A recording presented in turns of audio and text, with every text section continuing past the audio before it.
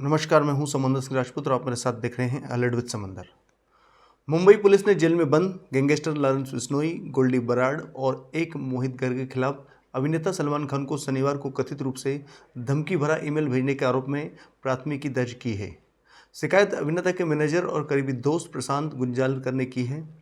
Actor को यह mail Lawrence Bishnoi के इंटरव्यू के बाद आया है, जिसमें गैंगस्टर ने खुलेआम सलमान को जान से मारने की धमकी दी है। टीवी चैनल को दिए इस इंटरव्यू में लॉरेंस ने कहा था कि उनके जीवन का एकमात्र लक्ष्य एक्टर को जान से मारना। बांद्रा पुलिस द्वारा दर्ज की गई एफआईआर के मुताबिक धमकी भरा मेल अभिनेता के कार्यालय द्वारा इस्तेमाल की जाने वाली ईमेल आईडी पर शनिवार दोपहर को भेजा गया। मोहित गर्ग की आईडी से भेजे गए ईमेल में कहा गया है कि गोल्डी भाई को बात करनी है, तेरे बॉस सलमान से बात करा देना।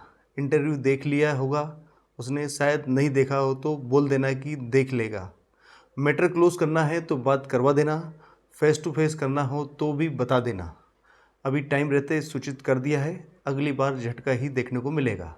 ईमेल मिलने के बाद गुंजालकर ने बांद्रा पुलिस से संपर्क किया। उनकी शिकायत के आधार पर बिश्नोई, बराड़ और गर्ग के खिलाफ केस दर्ज कर लिया है।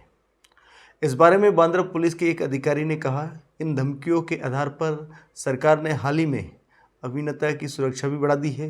वहाँ पहले भी बिश्नोई गिरोह के रडार पर रहे हैं। हम मामले की जांच कर रहे हैं। अब आपको बता दें कि लॉरेंस बिश्नोई के बारे में। लॉरेंस बिश्नोई 31 वर्षीय है। पंजाब के फिरोजपुर जिले के एक गाँव में एक अच्छे कृषक का बेटा है। फिलहाल अभी जेल में बंद है, लेकिन इसके बारे में जो कुंडली हम आपको बता रहे हैं, इसकी कुंडली के बारे में, वहाँ 12वीं कक्षा तक पढ़ाई की उसने। बाद में कॉलेज की शिक्षा के लिए 2010 में चंडीगढ़ चला गया था। लॉरेंस बिश्नोई समुदाय से ताल्लुकात रखता है जो पंजाब, हरियाणा और राजस्थान के कई हिस्सों में बसा हुआ है। वहाँ फिलहाल जेल में है। उस पर हत्या के प्रयास, जबरन वसूली आदि के 2 दर्जन मामले चल रहे हैं। माना जाता है कि वह जेल के अंदर से अपने गिरोह का संचालन करता है। लॉरेंस बिश्नोई ने चंडीगढ़ में छात्र राजनीति के जरिए अपराध की दुनिया में कदम रखा। वहाँ डीएवी कॉलेज सेक्टर 10 का छात्र था। वहाँ 2011 और 2012 के बीच पंजाब विश्वविद्यालय के छात्र संगठन का अध्यक्ष भी रहा। उसके आपराधिक डोजियर के अनुसार लॉरेंस बिश्नोई के खिलाफ पहली प्राथमिकी हत्या के प्रयास की थी और इसके बाद एक और प्राथमिकी दर्ज की गई थी। अप्रैल 2010 में अनाधिकार प्रवेश पर फरवरी 2011 में बिश्नोई के खिलाफ मारपीट और मोबाइल लूटने का मामला दर्ज किया गया था। 3 मामले छात्र राजनीति से जुड़े हैं। चंडीगढ़ पुलिस के रिकॉर्ड के मुताबिक शहर में लॉरेंस बिश्नोई के खिलाफ 7 एफआईआर दर्ज की गई थी। 4 प्राथमिकी में उन्हें बरी कर दिया गया था और 3 में अदालती सुनवाई लंबित है। ऐसे कई मामले लॉरेंस बिश्नोई के खिलाफ अभी हाल ही फिलहाल में दर्ज है। बिश्नोई से 2 बार पूछताछ कर चुके एक पूर्व पुलिस अधिकारी का कहना है कि लॉरेंस के 2 पते थे, जिनमें से एक पंजाब यूनिवर्सिटी में हॉस्टल नंबर 4 और दूसरा सेक्टर 4 में पंचकुला में था। उन्हें अपने वरिष्ठों के संगति में रहना पसंद था। वह हमेशा कुछ बड़ा करने और धूम मचाने के लिए उत्सुक रहते थे।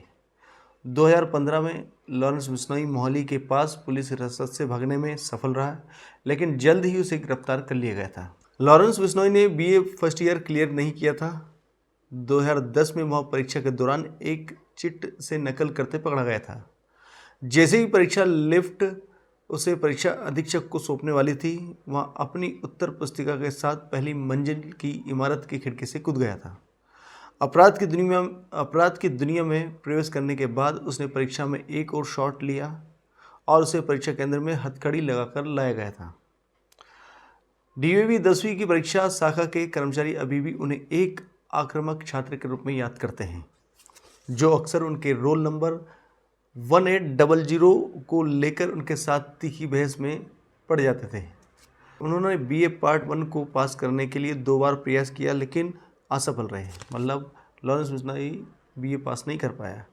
हालांकि लॉरेंस बिश्नोई ने अपने कॉलेज के दिनों में खिलाड़ियों और पुलिस कर्मियों के वार्डों को शामिल करने वाला एक गिरोह बनाया था, लेकिन फजिल्का के गैंगस्टर से नेता बने जसविंदर सिंह उर्फ रॉकी ने उसे अपराध की दुनिया में उतारा।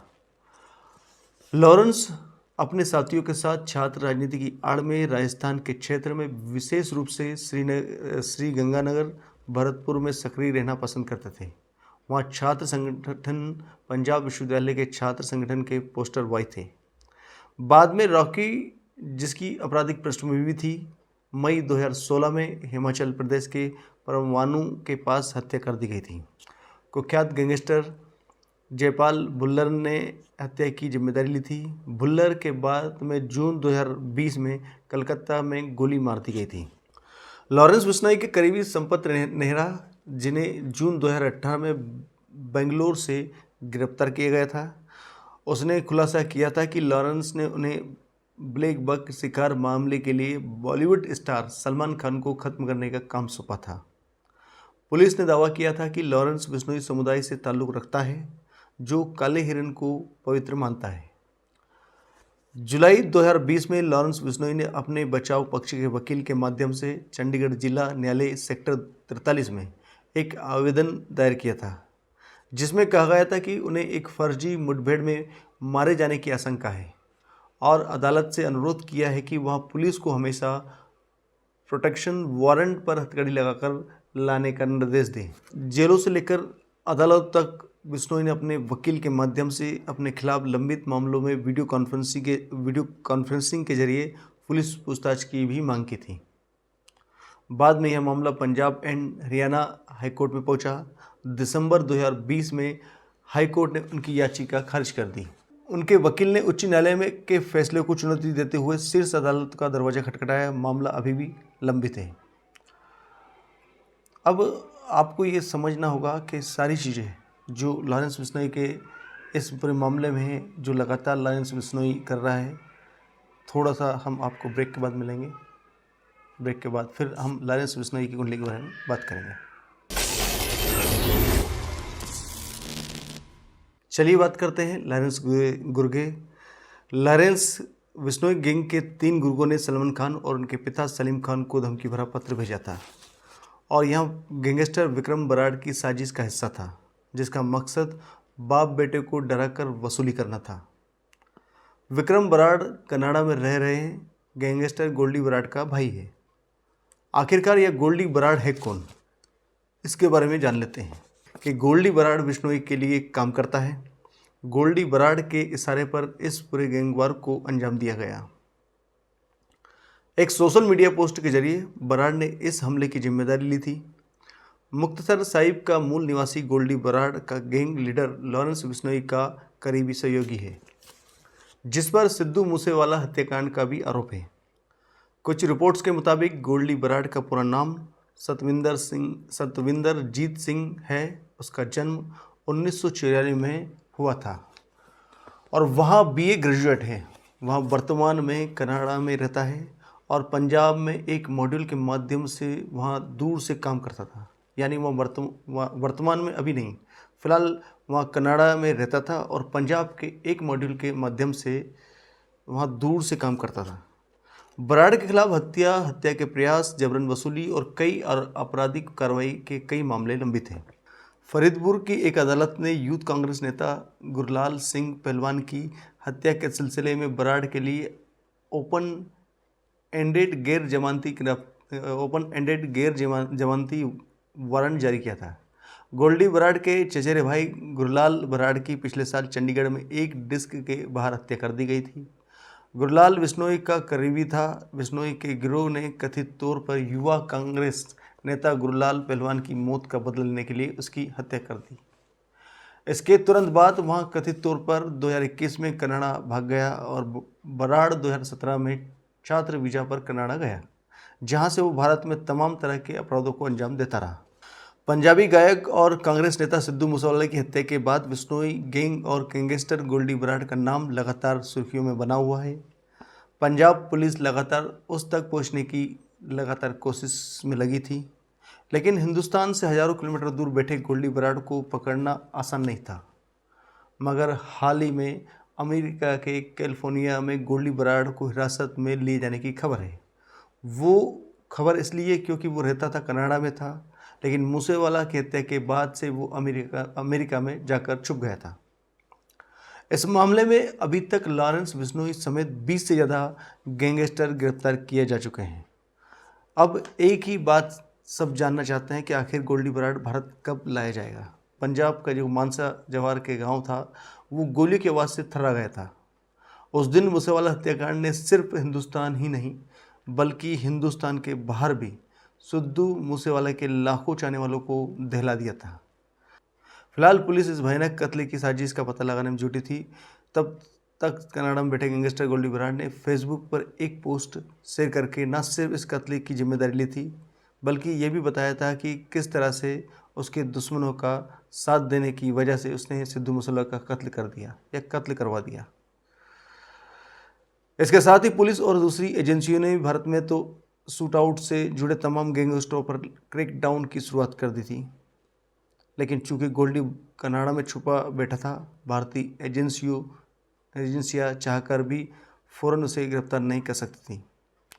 मगर अब इस मामले में गोल्डी के पकड़े जाने की खबर से न सिर्फ भारतीय एजेंसियों ने बल्कि सिद्धू मूसेवाला का घर वालों और उनके लाखों चाहने वालों ने भी राहत की सांस ली है। सूत्रों की माने तो गोल्डी बराड़ 2017 में स्टूडेंट वीज़ा पर कनाडा गया था और तब से वहीं रह रहा था, लेकिन जुर्म की दुनिया में उसका नाम लगातार बना रहा और वहीं से हिंदुस्तान में एक के बाद एक आपराधिक घटनाओं को अंजाम देता रहा।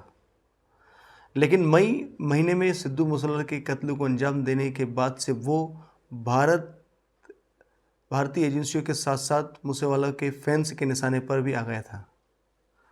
दबाव बढ़ने पर गोल्डी ने कुछ समय पहले कनाडा से भागकर अमेरिका के कैलिफोर्निया में पहुंच गया था और वहीं से कुछ वकीलों की मदद से राजनीतिक शरण लेने की कोशिश करता रहा ताकि उसे पकड़कर भारत ना ला जाए।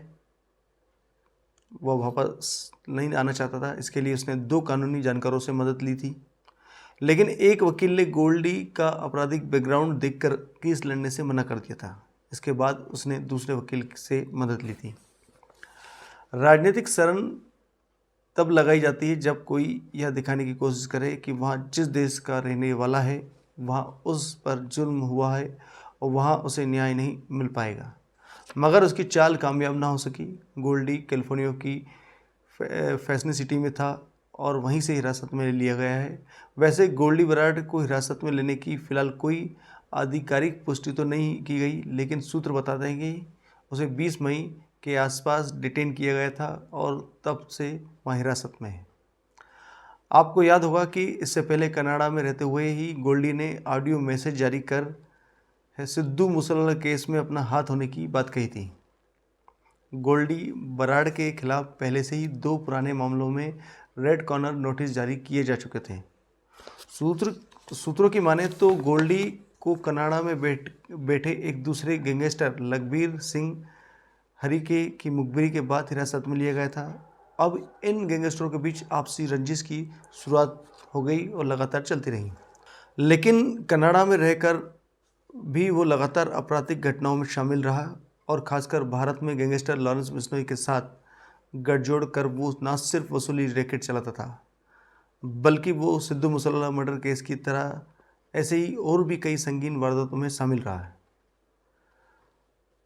सिद्धू मूसेवाला की हत्या को 1 साल हो गए, यानी उसकी बरसी है। लगातार उसके फैंस और उसके चाहने वाले लगातार उसको श्रद्धांजलि और सब कुछ मतलब फैंस चाह रहे हैं, लेकिन यहाँ खबर इसके लिए सबसे ज़्यादा महत्वपूर्ण है कि उसके गुनहगारों को पकड़ा जाना।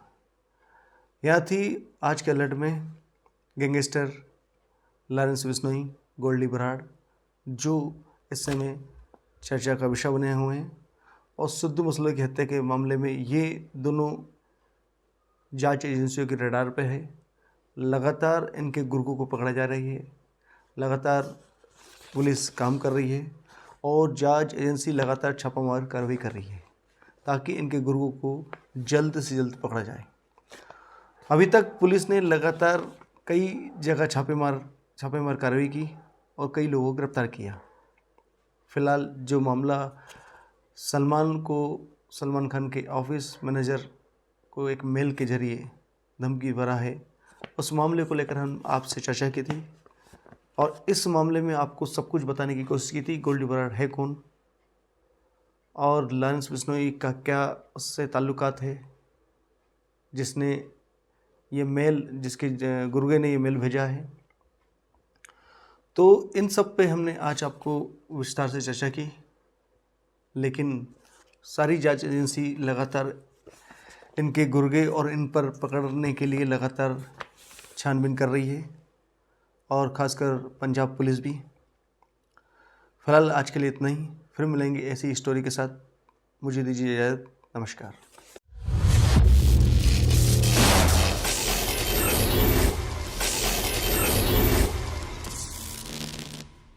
आज हम आपको दो बाइट सुनाने जा रहे हैं।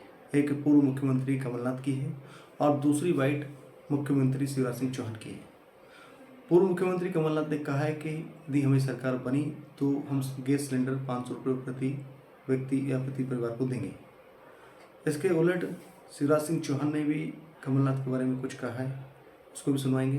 पहले कमलनाथ की बाइट सुनिए और उसके बाद शिवराज सिंह चौहान की। महिलाओं को सावधान कर लीजिएगा।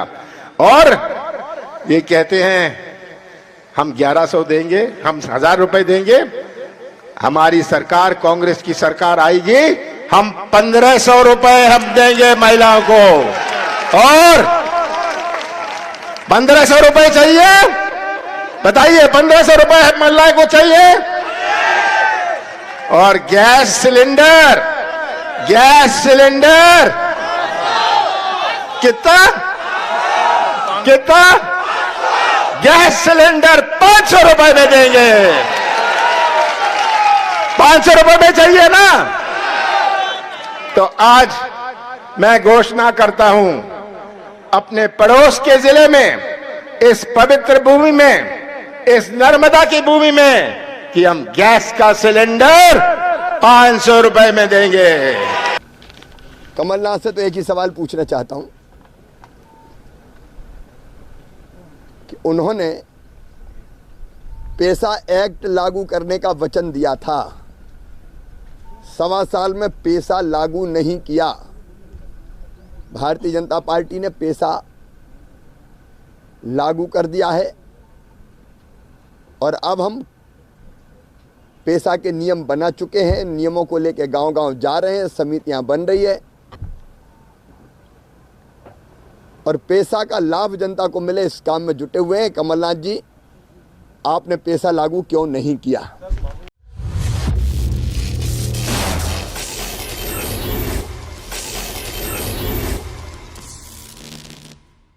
नमस्कार, मैं हूं समंदर सिंह राजपूत और आप मेरे साथ दिख रहे हैं समंदर अलर्ट।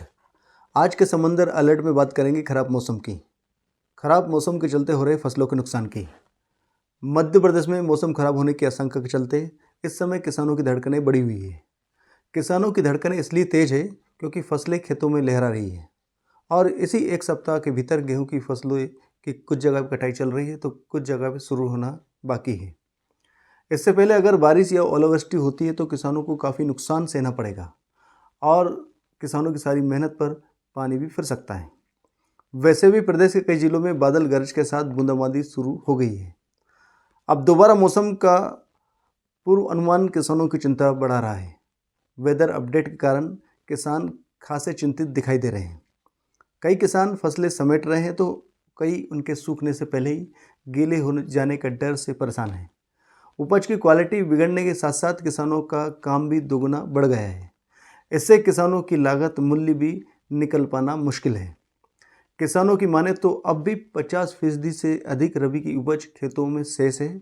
छोटे किसान जिनके पास संसाधनों की कमी है, ऐसे किसानों ने जल्दबाजी में उपज की एकत्रित कर लिया है, लेकिन समस्या यह है कि उसे जल्दबाजी में निकाला नहीं जा सकता है।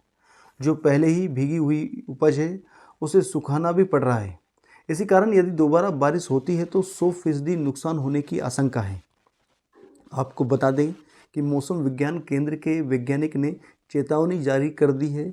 इस चेतावनी के तहत कहा गया है कि 17 से 21 मार्च के दौरान राज्य के अधिकतर जगहों पर हल्की और मध्यम स्तर की बारिश भी होना शुरू होगी। यहाँ बारिश 10 mm से लेकर 40 mm तक भी हो सकती है। साथ ही कई स्थानों पर बिजली के साथ गर्जना होगी और ओलावृष्टि होने की संभावना भी है। इसको लेकर किसानों को अलर्ट रहने की ज़रूरत है।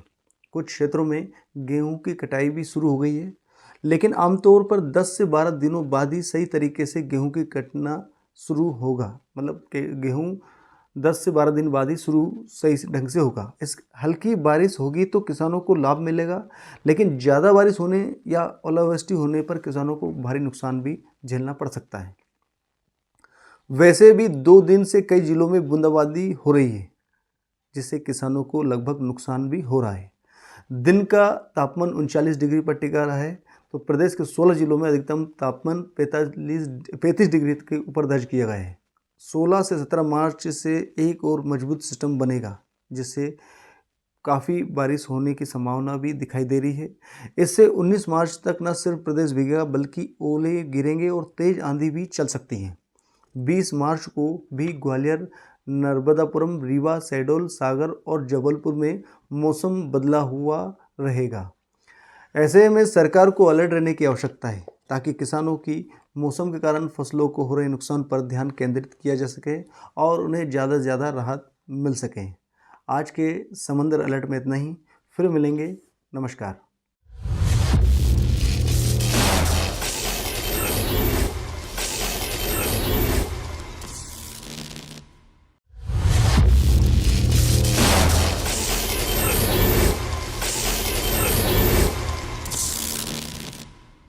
एमपी के ग्वालियर फैमिली कोर्ट का एक गजब फैसला सामने आया।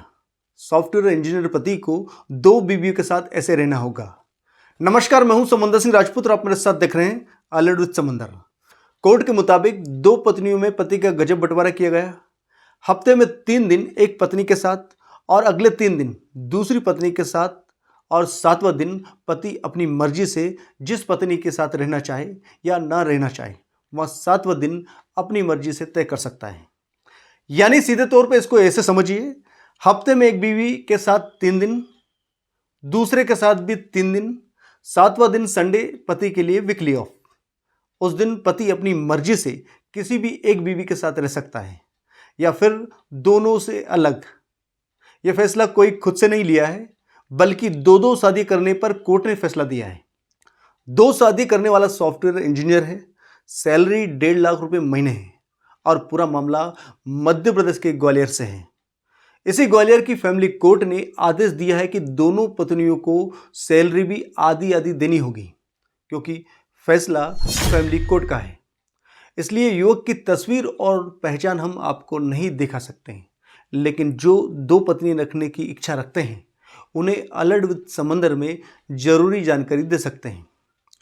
युवक गुरुग्राम में मल्टीनेशनल कंपनी में सॉफ्टवेयर इंजीनियर है। मूल रूप से मध्य प्रदेश का रहने वाला है।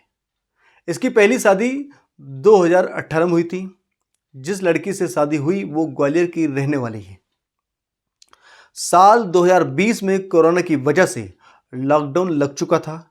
इसी दौरान सॉफ्टवेयर इंजीनियर की पत्नी ग्वालियर में अपने मायके में रुक गई थी।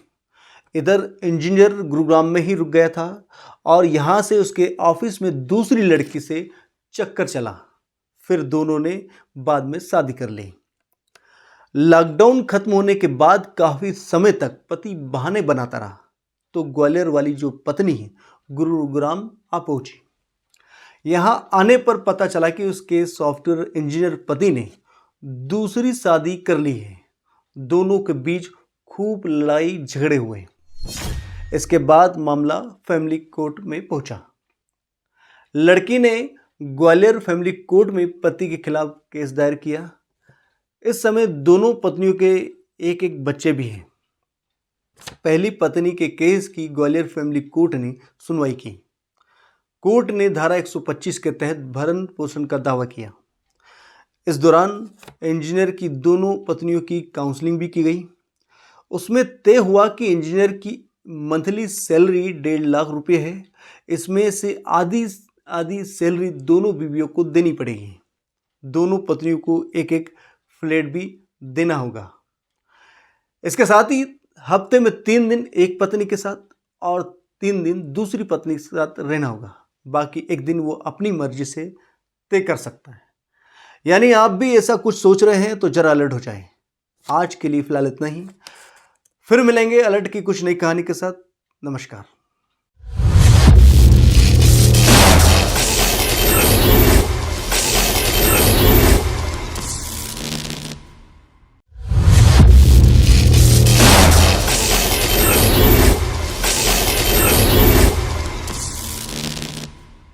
नमस्कार, मैं हूं समंदर सिंह राजपूत और आप मेरे साथ देख रहे हैं अलर्ट विद समंदर। सतीश कौशिक की मौत को एक हफ्ता गुजर गया है और बीते एक हफ्ते के दौरान एक डायरेक्टर की मौत किसी फिल्मी कहानी की तरह ट्विस्ट ले रही है और जो मौत अभी तक महज साधारण हार्ट अटैक का केस मानी जा रही थी, वही अब हत्या के इर्द गिर्द घूम रही है। अब इस केस में जो चीजें निकल के सामने आ रही हैं और जिस दोस्त के फार्म हाउस पर सतीश कौशिक की मौत हुई थी, अब उसी दोस्त का रोल संदेह के घेरे में घिरने लगा है। हमने जो जानकारी मीडिया रिपोर्ट देखने के बाद जुटाई है, उसको हम विस्तार से आपको समझाते हैं। क्या वो रिपोर्ट है जिसके माध्यम से ये पूरा केस पेचीदा होता दिखाई दे रहा है। फिलहाल जानकारी के मुताबिक हम आपको पहले ले चलते हैं अभिनेता निर्देशक सतीश कौशिक जहां 8 मार्च की सुबह दिल्ली पहुंचे थे। इसके बाद वो एयरपोर्ट से सीधे बिजवासन में मौजूद एक फार्म हाउस पर पहुंचे। ये फार्म हाउस उनके पुराने दोस्त और कुबेर ग्रुप के मालिक विकास मालू का है। अब हम आपको इस फार्म हाउस की तस्वीर दिखाते हैं। इसी फार्म हाउस में सतीश कौशिक की तबीयत बिगड़ती है और फिर उनकी मौत हो जाती है। उनकी मौत के 2 दिन बाद विजय मालू की पत्नी एक सनसनीखेज दावा करती है। तो चलिए जान लेते हैं कि आखिरी 12 घंटों में सतीश कौशिक के साथ क्या कुछ हुआ था। यानी 7 मार्च 2023 जू मुंबई। होली से एक दिन पहले जावेद अख्तर और शबाना आजमी ने हर साल की तरह अपने घर पर होली की पार्टी रखी हुई थी। तमाम मेहमानों के साथ साथ सतीश कौशिक भी होली पार्टी में शरीक हुए थे। जावेद अख्तर और सतीश कौशिक बहुत पुराने दोस्त रहे हैं। पूरी पार्टी के दौरान सतीश कौशिक बिल्कुल ठीक ठाक नजर आ रहे हैं और ठीक ठाक थे। उन्होंने पार्टी की कई तस्वीरें भी सोशल मीडिया में शेयर की थी। पार्टी खत्म होने के बाद शाम को सतीश कौशिक वर्सोवा में अपने घर पहुंचे। सतीश कौशिक अपने इस घर में पत्नी शशि कौशिक और बेटी वंशिका के साथ रहते थे। मतलब इसी घर में रहते थे। पूरा परिवार रात में एक साथ था। सतीश कौशिक तब भी बिल्कुल ठीक ठाक थे। अगले दिन सुबह उनकी दिल्ली के लिए फ्लाइट थी, यानी उन्हें दिल्ली जाना था। सतीश कौशिक के करीब 30 साल पुराने दोस्त और कारोबारी विकास मालू ने अपने फार्म हाउस पर होली पार्टी रखी थी। इसी होली पार्टी में सतीश कौशिक के आने का प्लान कई दिन पहले बन चुका था। विकास मालू कुबेर ग्रुप के मालिक हैं। वही कुबेर ग्रुप जो तमाम तरह के पान मसाले बनाता है और जिसका कारोबार करीब 50 देशों में फैला हुआ है। मालू फार्म हाउस में सतीश कौशिक दिन में करीब 11:30 बजे पहुंचते हैं। उनके साथ उनका मैनेजर संतोष राय भी था, यानी उनका मैनेजर संतोष राय भी उनके साथ मौजूद था। होली पार्टी में कुल 40 से 45 मेहमान थे। होली पार्टी दिन में थी। सतीश कौशिक इसी पार्टी में न सिर्फ बेहद खुश नजर आ रहे थे, बल्कि पूरी तरह से ठीक ठाक दिख रहे थे। दिल्ली में हुई इस होली पार्टी का एक वीडियो भी सामने आया है। शायद सतीश कौशिक की जिंदगी का वो आखिरी वीडियो भी हो सकता है या आखिरी वीडियो है, जिसमें वो सफेद कुर्ता पायजामा पहने दिखते हैं और अपने दोस्त विकास मालू के साथ नाचते हुए नजर आ रहे हैं। यूं तो होली पार्टी देर शाम तक चली, मगर सतीश कौशिक ने दोपहर करीब 3:30 बजे खाना खाया, जैसा मीडिया रिपोर्ट्स के मुताबिक, और फिर फार्म हाउस में ही अपने कमरे में आराम करने के लिए चले गए। देर शाम को वो फिर तमाम मेहमानों से मिले। इसके बाद रात करीब 9:30 बजे उन्होंने खाना खाया। तब भी सतीश कौशिक बिल्कुल ठीक थे, यानी वो ठीक ठाक नजर आ रहे थे। खाना खाने के बाद वो अपने कमरे में चले जाते हैं सोने के लिए। 10:30 बज रहे थे उस समय। सतीश कौशिक अपनी अगली फिल्म कागज 2 पर काम कर रहे थे। कमरे में जाने के बाद उसी फिल्म की एडिट से जुड़े कुछ जरूरी काम को भी अंजाम देने के बाद वो सो गए। मगर फिर तभी रात के 12:10 पर उन्होंने अपने मैनेजर संतोष राय को आवाज देना शुरू कर दिया। आवाज सुनकर संतोष राय उनके कमरे में गए। संतोष ने पाया कि सतीश कौशिक बेड पर पड़े हुए हैं। उन्होंने संतोष से कहा कि मुझे सांस लेने में दिक्कतें आ रही हैं, मुझे फौरन किसी डॉक्टर के पास ले चलो। संतोष फौरन एक गाड़ी में उन्हें बैठाता है और फार्म हाउस से सबसे नजदीक हॉस्पिटल गुरुग्राम में मौजूद फोर्टिस है, संतोष उन्हीं फोर्टिस की तरफ ले जाता है। संतोष राय के मुताबिक कार में सतीश कौशिक तब भी होश में थे और बार बार यही कह रहे थे कि मैं मरना नहीं चाहता हूं, मुझे बचा लो, मुझे वंशिका के लिए जीना है, शशि और वंशिका का ख्याल रखना है। बकौल संतोष, होली की रात और देर रात होने की वजह से सड़क पर ट्रैफिक भी नहीं था, इसलिए वो अगले 8 मिनट में फोर्टिस अस्पताल पहुंच चुके थे। लेकिन जैसे ही उनकी गाड़ी फोर्टिस के दरवाजे तक पहुंची, सतीश कौशिक बेहोश हो चुके थे। जब उन्हें इमरजेंसी में ले जाया गया तो डॉक्टर ने बताया कि उनकी मौत हो चुकी है।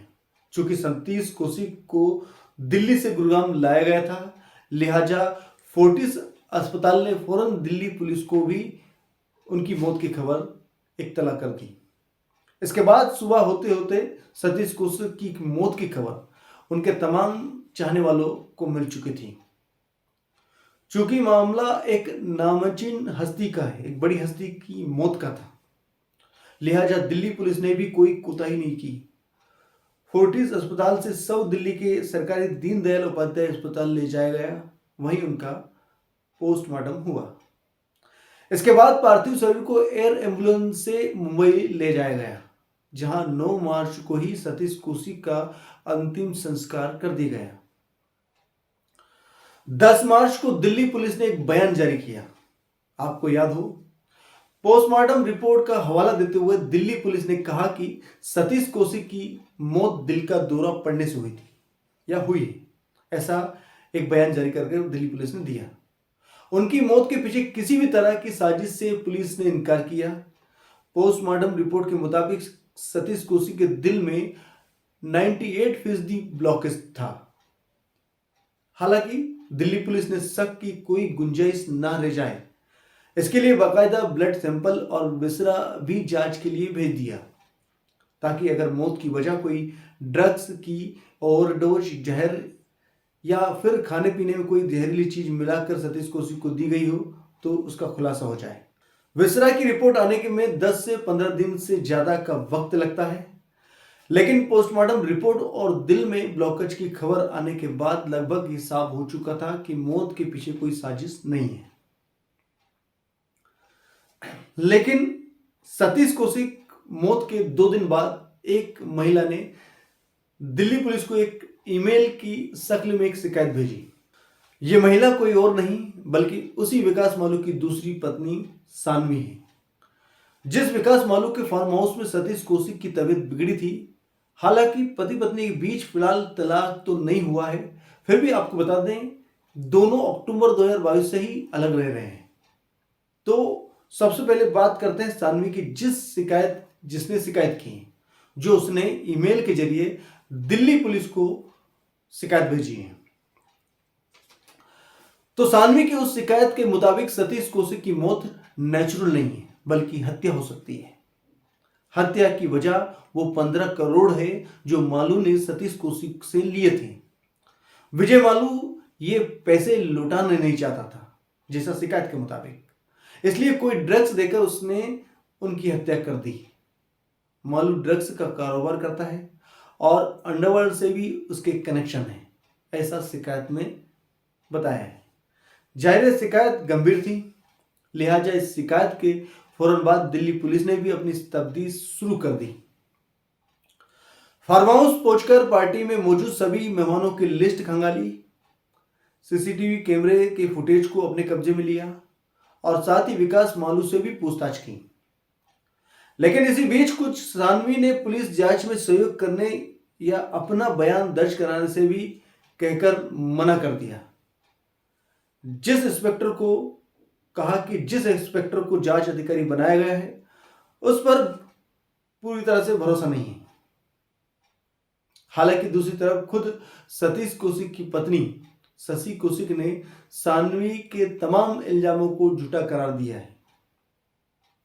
उन्होंने एक इंटरव्यू में कहा कि सतीश और मालू बेहद पुराने दोस्त थे और उन दोनों के बीच कभी कोई कारोबारी रिश्ता ही नहीं रहा।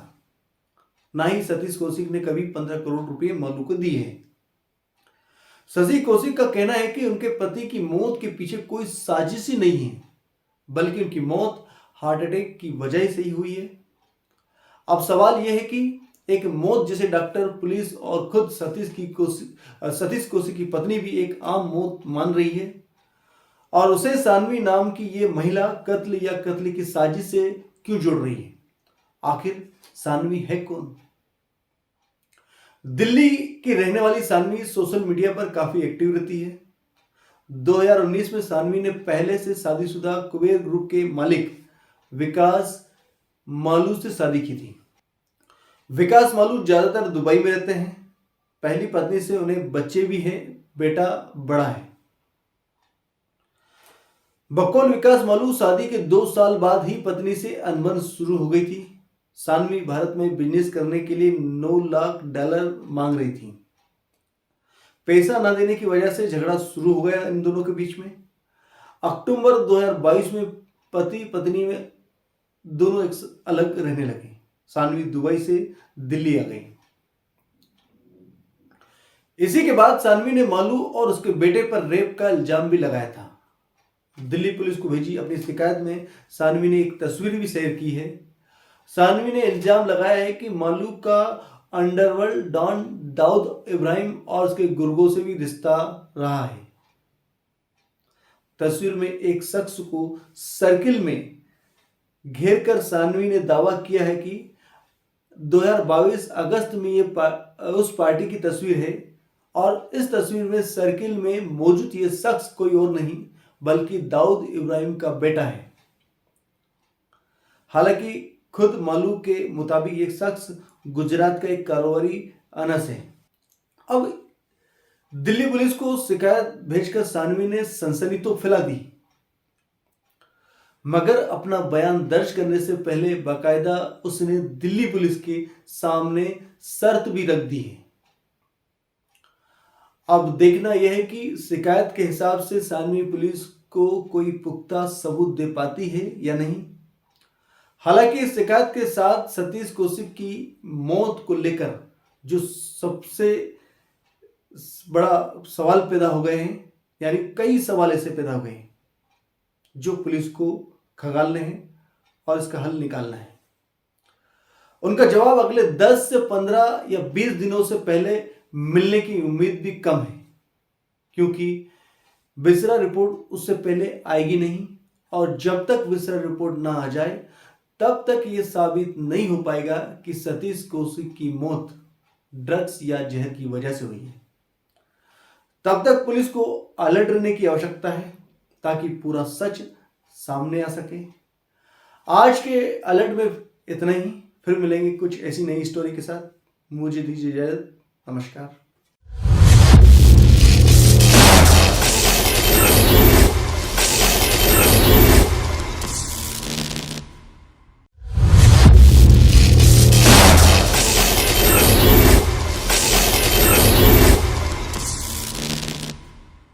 दिल्ली पुलिस के स्पेशल सेल ने हत्या के 19 साल बाद आरोपी नरेंद्र उर्फ डेडी को गिरफ्तार किया है। आरोपी हरियाणा के पंचकुला का रहने वाला है और दिल्ली पुलिस का घोषित अपराधी है। आरोपी की उम्र 64 साल है। नमस्कार, मैं हूं समंदर सिंह राजपूत और आप मेरे साथ देख रहे हैं अलर्ट विद समंदर। हत्या की कहानी साल 2004 की है। 27 अगस्त 2004 की दोपहर दिल्ली पुलिस को खबर मिली थी कि पश्चिम बिहार में एक युवती की लाश मिली है। महिला के चेहरे, सीने पर चोट के निशान थे। महिला का दुपट्टे से गला घोटकर कत्ल किया है। घटना के वक्त मृतिका प्रवीण घर में अकेली थी। वह ऑल इंडिया रेडियो के एक कर्मचारी गुलशन की दूसरी पत्नी थी। प्रारंभिक जांच के अनुसार यह सामने आया कि एक युवक ने उसके दरवाजे पर दस्तक दी थी, जो जाहिर तौर पर उस युवती को जानता था, क्योंकि उसने अपने 11 वर्षीय नौकर से उसे अंदर जाने के लिए कहा था। आरोपी ने नौकर को बाजार से कुछ सामान लाने के लिए बाहर भेजा दिया गया और उसके कुछ देर बाद जब वहां वापस आया तो उसने उस आदमी को घर से निकलते हुए देखा और जब वहां अंदर जाकर देखा तो प्रवीण का शव बेडरूम पे पड़ा हुआ था। मृतक के पति गुलशन की पहली शादी से 2 बेटे और 1 बेटी थी। मृतक के साथ शादी से पहले उसका एक बेटा पहले ही कनाडा शिफ्ट हो चुका था। घटना के समय उसके 2 अन्य बेटे स्कूल में थे। पूछताछ में घर में आने वाले आरोपी की पहचान नरेंद्र उर्फ डैडी निवासी विष्णु गार्डन दिल्ली के रूप में हुई। पुलिस जैसे ही नरेंद्र के घर पहुंची तो पता चला कि घटना की तारीख से पूरा परिवार लापता है। घटना वाले दिन परिवार अपना सामान घर में छोड़ किराए का मकान छोड़कर बाहर चले गए थे, मतलब भाग गए थे। नरेंद्र उर्फ डैडी का आगे का पता मकान नंबर 170 पीर बंदरा मोहल्ला सलीम तबरी लुधियाना पीवी के नाम से दर्ज है, जो पुलिस को पता चला। पुलिस की कई कोशिशों के बाद दिल्ली की अदालत ने 28 फरवरी 2007 को नरेंद्र प्रोक्लेम्ड ऑफेंडर घोषित कर दिया, यानी घोषित अपराधी जो गुमराह करता रहा है। स्पेशल सेल की टीम के निरंतर प्रयासों के परिणाम सामने आए और 10 मार्च 2022 को मुखबिर की मदद से पुलिस को नरेंद्र का सुराग मिल गया।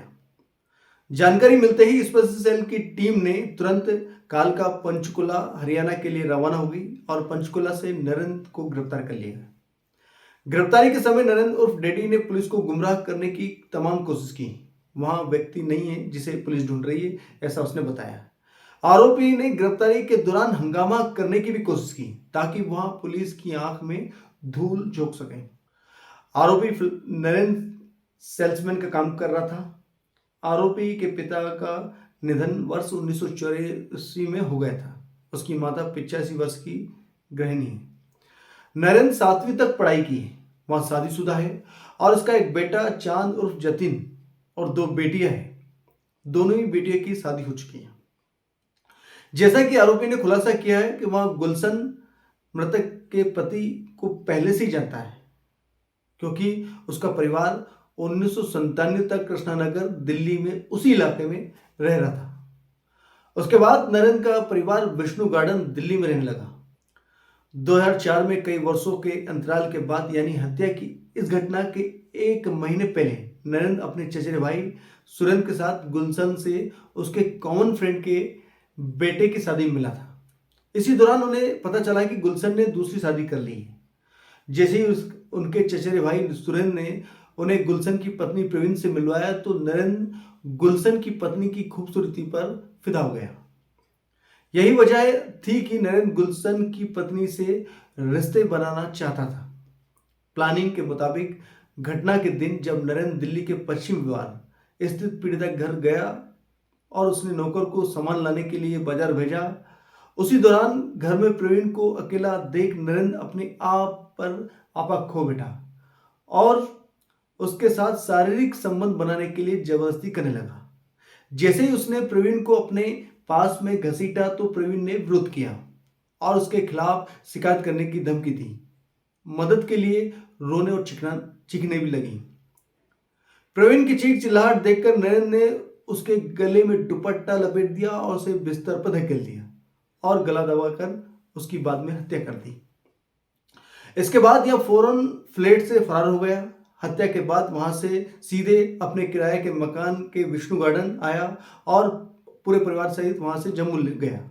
वहां से पंजाब के लुधियाना में शिफ्ट हो गया। लेकिन जैसे ही उन्हें पता चला कि पुलिस टीम लुधियाना में छापा मारने वाली है तो आरोपी गिरफ्तारी से बचने के लिए वहां तुरंत अपना घर खाली करके फरार हो गया। फिलहाल दिल्ली पुलिस की स्पेशल सेल ने हत्या के 19 साल बाद आरोपी नरेंद्र उर्फ डेडू को गिरफ्तार कर लिया है। आज के लिए इतना ही। आगे भी ऐसी कुछ कहानी के साथ आपको अलर्ट कराते रहेंगे। देखते रहिए मेरे साथ अलर्ट विद समंदर। नमस्कार।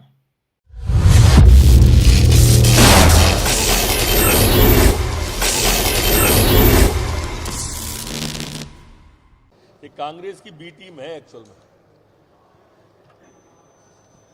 ये कहीं भी जाएं आप सबकी स्थिति देख लेंगे।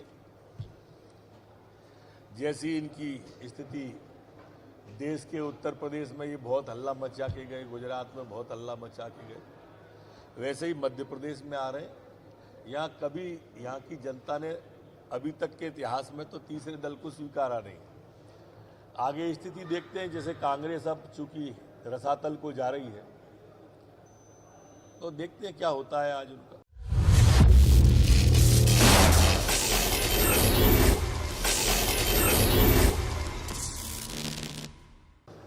भीम आर्मी की रैली, जो अभी छोटी सी पार्टी है, उसमें 50,000 से ज्यादा लोग थे। इनकी में ये खुद ही कह रहे हैं कि 10,000 कोई भी नहीं कह रहा है, कोई 5 कहता है, कोई 2.5 कहता है, कोई 10 कहता है, लेकिन सब मिला के कोई 10 से ऊपर नहीं कह रहा। और वो जो पार्टी थी, चाहे भीम आर्मी आई हो, चाहे उसके 1 महीने पहले एक और सेना आई थी, वो भी लाखों में हो गए थे, ये सैकड़ों में, हजारों में भी नहीं हो पाए। एक फ्लॉप शो था कांग्रेस का। चलो चलो करने वाले व्यक्ति थे, तो जनता ने अब चलता कर दिया। और आप देखिए, सेनापति चला तो सेना लेके, और जैसे ही युद्ध का समय आया गिरफ्तारी का, तो सेनापति गायब था। सेना पीछे पलट के देखी तो सेनापति ने गिरफ्तारी नहीं दी। ये स्थिति कमलनाथ जी ने कर दी है चलो चलो के साथ कांग्रेस।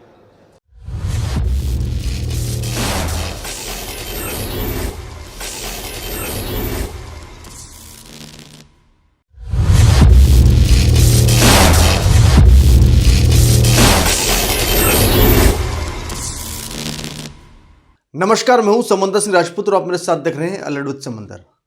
खुद को भगवान बताने वाले स्वामी नित्यानंद की इन दिनों काफ़ी चर्चा हो रही है, लेकिन उसकी कहानी काफ़ी कम ही लोग जानते हैं।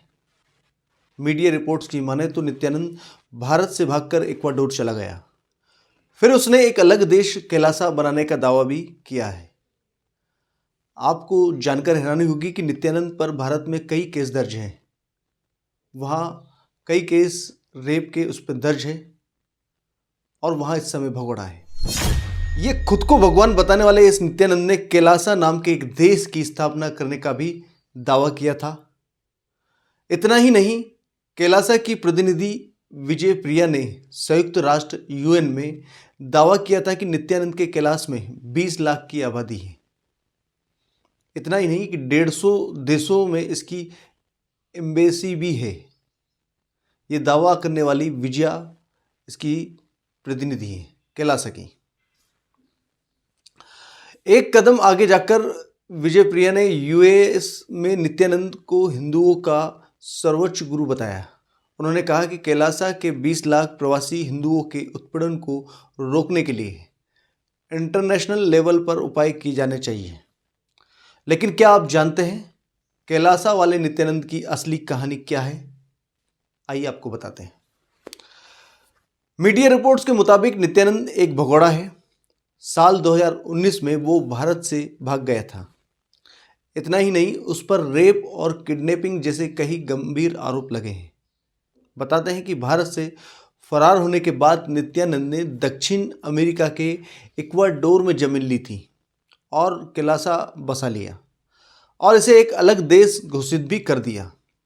अब मीडिया रिपोर्ट्स की माने तो नित्यानंद का जन्म 1 जनवरी 1978 को तमिलनाडु में हुआ था।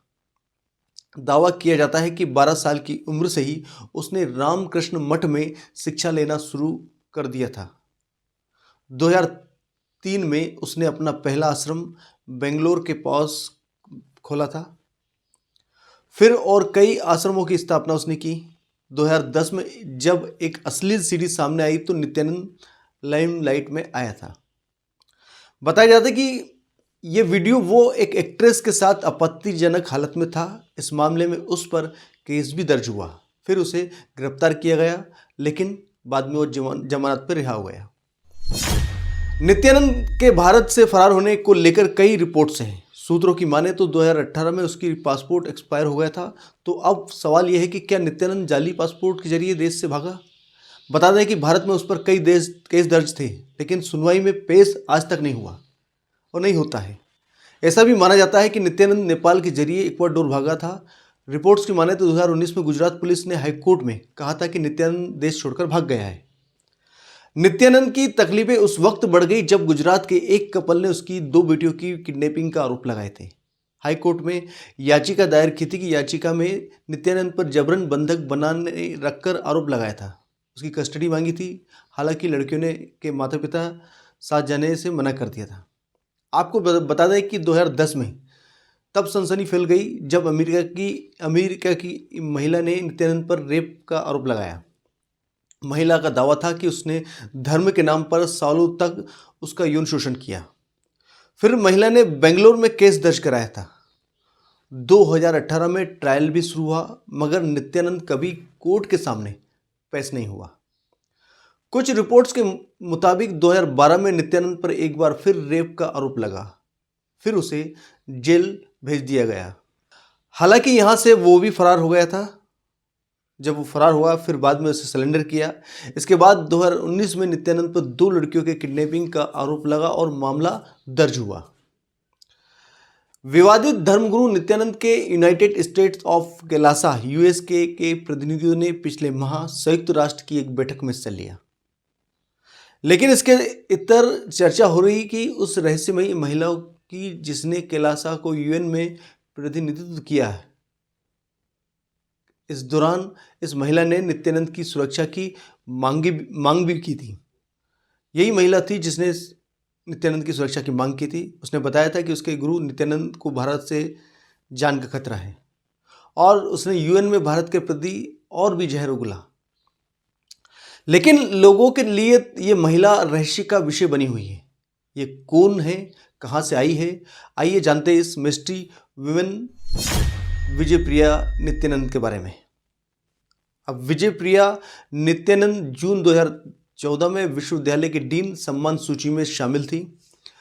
कैलासा की वेबसाइट में भी जिसने यहाँ जिक्र है कि विजयप्रिया नित्यानंद अपने देश की तरफ से संगठनों से समझौते करती है और करती आ रही है। 24 फरवरी को संयुक्त राष्ट्र संघ की बैठक में उन्होंने कई देशों के प्रतिनिधियों से मुलाकात की और अपने सोशल मीडिया हैंडल पर तस्वीरें भी शेयर की। ये काफ़ी करीबी है और साड़ी और आभूषण से सजी धजी विजयप्रिया ने संयुक्त राष्ट्र की बैठक में अपना परिचय संयुक्त राष्ट्र में कैलासा के स्थायी राजदूत के तौर पर दिया।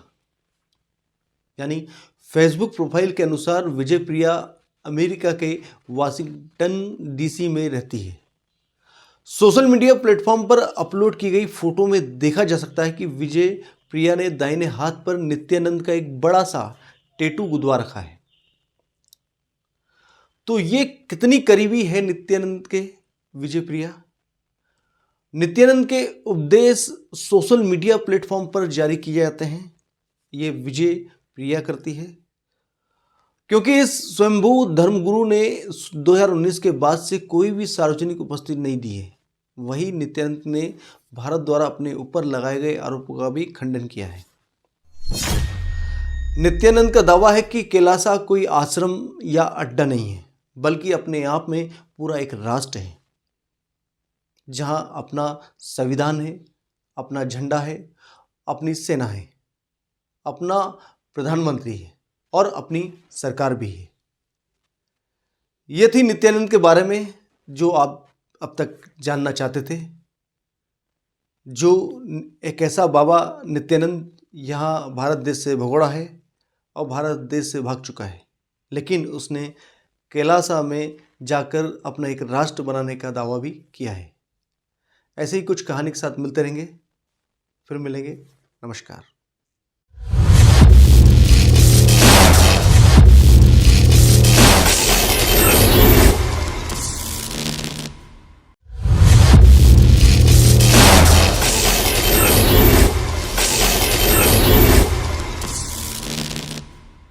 नमस्कार, मैं हूं समंदर सिंह राजपूत और आप मेरे साथ देख रहे हैं अलर्ट विद समंदर।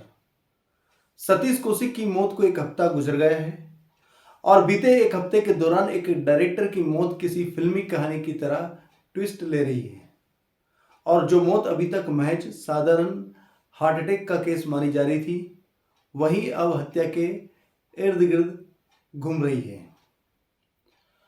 अब इस केस में जो चीजें निकल के सामने आ रही हैं और जिस दोस्त के फार्म हाउस पर सतीश कौशिक की मौत हुई थी, अब उसी दोस्त का रोल संदेह के घेरे में घिरने लगा है। हमने जो जानकारी मीडिया रिपोर्ट देखने के बाद जुटाई है, उसको हम विस्तार से आपको समझाते हैं। क्या वो रिपोर्ट है जिसके माध्यम से ये पूरा केस पेचीदा होता दिखाई दे रहा है। फिलहाल जानकारी के मुताबिक हम आपको पहले ले चलते हैं अभिनेता निर्देशक सतीश कौशिक जहां 8 मार्च की सुबह दिल्ली पहुंचे थे। इसके बाद वो एयरपोर्ट से सीधे बिजवासन में मौजूद एक फार्म हाउस पर पहुंचे। ये फार्म हाउस उनके पुराने दोस्त और कुबेर ग्रुप के मालिक विकास मालू का है। अब हम आपको इस फार्म हाउस की तस्वीर दिखाते हैं। इसी फार्म हाउस में सतीश कौशिक की तबीयत बिगड़ती है और फिर उनकी मौत हो जाती है। उनकी मौत के 2 दिन बाद विजय मालू की पत्नी एक सनसनीखेज दावा करती है। तो चलिए जान लेते हैं कि आखिरी 12 घंटों में सतीश कौशिक के साथ क्या कुछ हुआ था। यानी 7 मार्च 2023 जू मुंबई। होली से एक दिन पहले जावेद अख्तर और शबाना आजमी ने हर साल की तरह अपने घर पर होली की पार्टी रखी हुई थी। तमाम मेहमानों के साथ साथ सतीश कौशिक भी होली पार्टी में शरीक हुए थे। जावेद अख्तर और सतीश कौशिक बहुत पुराने दोस्त रहे हैं। पूरी पार्टी के दौरान सतीश कौशिक बिल्कुल ठीक ठाक नजर आ रहे हैं और ठीक ठाक थे। उन्होंने पार्टी की कई तस्वीरें भी सोशल मीडिया में शेयर की थी। पार्टी खत्म होने के बाद शाम को सतीश कौशिक वर्सोवा में अपने घर पहुंचे। सतीश कौशिक अपने इस घर में पत्नी शशि कौशिक और बेटी वंशिका के साथ रहते थे। मतलब इसी घर में रहते थे। पूरा परिवार रात में एक साथ था। सतीश कौशिक तब भी बिल्कुल ठीक ठाक थे। अगले दिन सुबह उनकी दिल्ली के लिए फ्लाइट थी, यानी उन्हें दिल्ली जाना था। सतीश कौशिक के करीब 30 साल पुराने दोस्त और कारोबारी विकास मालू ने अपने फार्म हाउस पर होली पार्टी रखी थी। इसी होली पार्टी में सतीश कौशिक के आने का प्लान कई दिन पहले बन चुका था। विकास मालू कुबेर ग्रुप के मालिक हैं। वही कुबेर ग्रुप जो तमाम तरह के पान मसाले बनाता है और जिसका कारोबार करीब 50 देशों में फैला हुआ है। मालू फार्म हाउस में सतीश कौशिक दिन में करीब 11:30 बजे पहुंचते हैं। उनके साथ उनका मैनेजर संतोष राय भी था, यानी उनका मैनेजर संतोष राय भी उनके साथ मौजूद था। होली पार्टी में कुल 40 से 45 मेहमान थे। होली पार्टी दिन में थी। सतीश कौशिक इसी पार्टी में न सिर्फ बेहद खुश नजर आ रहे थे बल्कि पूरी तरह से ठीक ठाक दिख रहे थे। दिल्ली में हुई इस होली पार्टी का एक वीडियो भी सामने आया है। शायद सतीश कौशिक की जिंदगी का वो आखिरी वीडियो भी हो सकता है या आखिरी वीडियो है, जिसमें वो सफेद कुर्ता पायजामा पहने दिखते हैं और अपने दोस्त विकास मालू के साथ नाचते हुए नजर आ रहे हैं। यूं तो होली पार्टी देर शाम तक चली, मगर सतीश कौशिक ने दोपहर करीब 3:30 बजे खाना खाया, जैसा मीडिया रिपोर्ट्स के मुताबिक, और फिर फार्म हाउस में ही अपने कमरे में आराम करने के लिए चले गए। देर शाम को वो फिर तमाम मेहमानों से मिले। इसके बाद रात करीब 9:30 बजे उन्होंने खाना खाया। तब भी सतीश कौशिक बिल्कुल ठीक थे, यानी वो ठीक ठाक नजर आ रहे थे। खाना खाने के बाद वो अपने कमरे में चले जाते हैं सोने के लिए। 10:30 बज रहे थे उस समय। सतीश कौशिक अपनी अगली फिल्म कागज 2 पर काम कर रहे थे। कमरे में जाने के बाद उसी फिल्म की एडिट से जुड़े कुछ जरूरी काम को भी अंजाम देने के बाद वो सो गए। मगर फिर तभी रात के 12:10 पर उन्होंने अपने मैनेजर संतोष राय को आवाज देना शुरू कर दिया। आवाज सुनकर संतोष राय उनके कमरे में गए। संतोष ने पाया कि सतीश कौशिक बेड पर पड़े हुए हैं। उन्होंने संतोष से कहा कि मुझे सांस लेने में दिक्कतें आ रही हैं, मुझे फौरन किसी डॉक्टर के पास ले चलो। संतोष फौरन एक गाड़ी में उन्हें बैठाता है और फार्म हाउस से सबसे नजदीक हॉस्पिटल गुरुग्राम में मौजूद फोर्टिस है, संतोष उन्हीं फोर्टिस की तरफ ले जाता है। संतोष राय के मुताबिक कार में सतीश कौशिक तब भी होश में थे और बार बार यही कह रहे थे कि मैं मरना नहीं चाहता हूं, मुझे बचा लो, मुझे वंशिका के लिए जीना है, शशि और वंशिका का ख्याल रखना है, बकौल संतोष, होली की रात और देर रात होने की वजह से सड़क पर ट्रैफिक भी नहीं था, इसलिए वो अगले 8 मिनट में फोर्टिस अस्पताल पहुंच चुके थे। लेकिन जैसे ही उनकी गाड़ी फोर्टिस के दरवाजे तक पहुंची, सतीश कौशिक बेहोश हो चुके थे। जब उन्हें इमरजेंसी में ले जाया गया तो डॉक्टर ने बताया कि उनकी मौत हो चुकी है। चूंकि सतीश कौशिक को दिल्ली से गुरुग्राम लाया गया था, लिहाजा फोर्टिस अस्पताल ने फौरन दिल्ली पुलिस को भी उनकी मौत की खबर इत्तला कर दी। इसके बाद सुबह होते होते सतीश कौशिक की मौत की खबर उनके तमाम चाहने वालों को मिल चुकी थी। चूंकि मामला एक नामचीन हस्ती का है, एक बड़ी हस्ती की मौत का था, लिहाजा दिल्ली पुलिस ने भी कोई कोताही नहीं की। फोर्टिस अस्पताल से शव दिल्ली के सरकारी दीनदयाल उपाध्याय अस्पताल ले जाया गया, वहीं उनका पोस्टमार्टम हुआ। इसके बाद पार्थिव शरीर को एयर एम्बुलेंस से मुंबई ले जाया गया, जहां 9 मार्च को ही सतीश कौशिक का अंतिम संस्कार कर दिया गया। 10 मार्च को दिल्ली पुलिस ने एक बयान जारी किया। आपको याद हो, पोस्टमार्टम रिपोर्ट का हवाला देते हुए दिल्ली पुलिस ने कहा कि सतीश कौशिक की मौत दिल का दौरा पड़ने से हुई थी या हुई है। ऐसा एक बयान जारी करके दिल्ली पुलिस ने दिया। उनकी मौत के पीछे किसी भी तरह की साजिश से पुलिस ने इनकार किया। पोस्टमार्टम रिपोर्ट के मुताबिक सतीश कौशिक के दिल में 98% ब्लॉकेज था। हालांकि दिल्ली पुलिस ने शक की कोई गुंजाइश ना रह जाए, इसके लिए बाकायदा ब्लड सैंपल और विसरा भी जांच के लिए भेज दिया, ताकि अगर मौत की वजह कोई ड्रग्स की ओवरडोज, जहर या फिर खाने पीने में कोई जहरीली चीज मिलाकर सतीश कौशिक को दी गई हो तो उसका खुलासा हो जाए। विसरा की रिपोर्ट आने के में 10 से 15 दिन से ज्यादा का वक्त लगता है, लेकिन पोस्टमार्टम रिपोर्ट और दिल में ब्लॉकेज की खबर आने के बाद लगभग ये साफ हो चुका था कि मौत के पीछे कोई साजिश नहीं है। लेकिन सतीश कौशिक मौत के 2 दिन बाद एक महिला ने दिल्ली पुलिस को एक ईमेल की शक्ल में एक शिकायत भेजी। ये महिला कोई और नहीं बल्कि उसी विकास मालू की दूसरी पत्नी सानवी है। जिस विकास मालू के फार्म हाउस में सतीश कौशिक की तबीयत बिगड़ी थी, हालांकि पति पत्नी के बीच फिलहाल तलाक तो नहीं हुआ है, फिर भी आपको बता दें दोनों अक्टूबर 2022 से ही अलग रह रहे हैं। तो सबसे पहले बात करते हैं सानवी की, जिसने शिकायत की, जो उसने ईमेल के जरिए दिल्ली पुलिस को शिकायत भेजी है। तो सानवी की उस शिकायत के मुताबिक सतीश कौशिक की मौत नेचुरल नहीं है बल्कि हत्या हो सकती है। हत्या की वजह वो 15 करोड़ है जो मालू ने सतीश कौशिक से लिए थे। विजय मालू ये पैसे लौटाना नहीं चाहता था जैसा शिकायत के मुताबिक, इसलिए कोई ड्रग्स देकर उसने उनकी हत्या कर दी।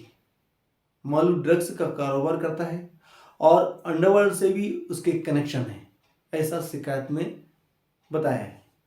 जाहिर शिकायत गंभीर थी, लिहाजा इस शिकायत के फौरन बाद दिल्ली पुलिस ने भी अपनी तफ्तीश शुरू कर दी।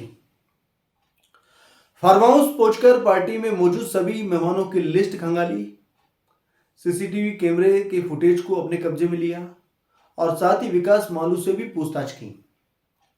लेकिन इसी बीच कुछ सानवी ने पुलिस जांच में सहयोग करने या अपना बयान दर्ज कराने से भी कहकर मना कर दिया। जिस इंस्पेक्टर को जांच अधिकारी बनाया गया है उस पर पूरी तरह से भरोसा नहीं है। हालांकि दूसरी तरफ खुद सतीश कौशिक की पत्नी शशि कौशिक ने सानवी के तमाम इल्जामों को झूठा करार दिया है। उन्होंने एक इंटरव्यू में कहा कि सतीश और मालू बेहद पुराने दोस्त थे और उन दोनों के बीच कभी कोई कारोबारी रिश्ता ही नहीं रहा।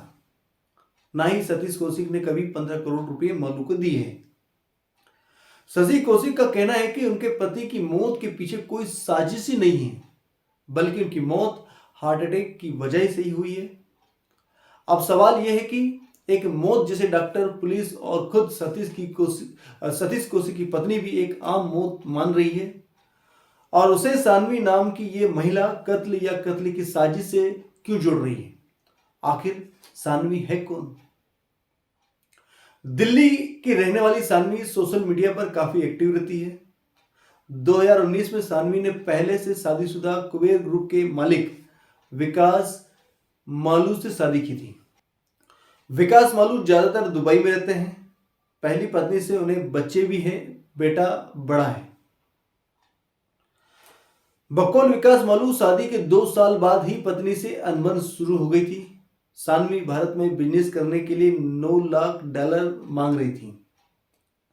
पैसा न देने की वजह से झगड़ा शुरू हो गया इन दोनों के बीच में। अक्टूबर 2022 में पति पत्नी में दोनों एक अलग रहने लगे। सानवी दुबई से दिल्ली आ गई। इसी के बाद सानवी ने मालू और उसके बेटे पर रेप का इल्जाम भी लगाया था। दिल्ली पुलिस को भेजी अपनी शिकायत में सानवी ने एक तस्वीर भी शेयर की है। सानवी ने इल्जाम लगाया है कि मालू का अंडरवर्ल्ड डॉन दाऊद इब्राहिम और उसके गुर्गों से भी रिश्ता रहा है। तस्वीर में एक शख्स को सर्किल में घेरकर सानवी ने दावा किया है कि 2022 अगस्त में ये उस पार्टी की तस्वीर है और इस तस्वीर में सर्किल में मौजूद ये शख्स कोई और नहीं बल्कि दाऊद इब्राहिम का बेटा है। हालांकि खुद मालू के मुताबिक ये शख्स गुजरात का एक कारोबारी अनस है। अब दिल्ली पुलिस को शिकायत भेजकर सानवी ने सनसनी तो फैला दी, मगर अपना बयान दर्ज करने से पहले बाकायदा उसने दिल्ली पुलिस के सामने शर्त भी रख दी है। अब देखना यह है कि शिकायत के हिसाब से सानवी पुलिस को कोई पुख्ता सबूत दे पाती है या नहीं। हालांकि शिकायत के साथ सतीश कौशिक की मौत को लेकर जो सबसे बड़ा सवाल पैदा हो गए हैं, यानी कई सवाल ऐसे पैदा हो गए हैं जो पुलिस को खंगालने हैं और इसका हल निकालना है। उनका जवाब अगले 10 से 15 या 20 दिनों से पहले मिलने की उम्मीद भी कम है, क्योंकि विसरा रिपोर्ट उससे पहले आएगी नहीं और जब तक विसरा रिपोर्ट ना आ जाए तब तक यह साबित नहीं हो पाएगा कि सतीश कौशिक की मौत ड्रग्स या जहर की वजह से हुई है। तब तक पुलिस को अलर्ट रहने की आवश्यकता है ताकि पूरा सच सामने आ सके। आज के अलर्ट में इतना ही। फिर मिलेंगे कुछ ऐसी नई स्टोरी के साथ। मुझे दीजिए इजाजत। नमस्कार।